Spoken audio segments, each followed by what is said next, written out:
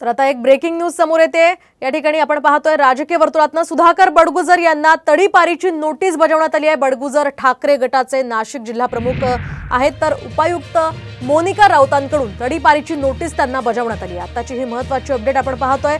सुधाकर बडगुजर यांना तडीपारीची नोटीस बजावण्यात आली आहे। खरं तर बडगुजर हे ठाकरे गटाचे नाशिक जिल्हा प्रमुख आहेत आणि उपायुक्त मोनिका राऊत यांनी त्यांना ही तडीपारीची नोटीस बजावली आहे। या संदर्भात आपण अधिक माहिती जाणून घेऊयात आमचे प्रतिनिधी तबरेज शेख यांच्याकडून। तबरेज, काय अधिकचे अपडेट? सुधाकर बडगुजर यांना तडीपारीची नोटीस बजावण्यात आली आहे।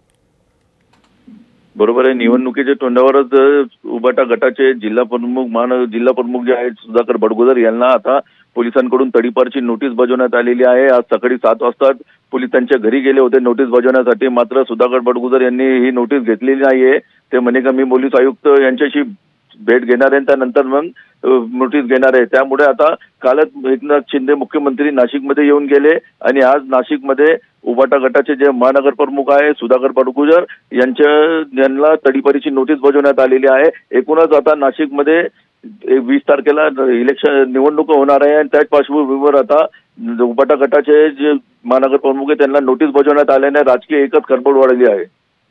धन्यवाद तबरेज दिलेल्या या सविस्तर माहितीसाठी।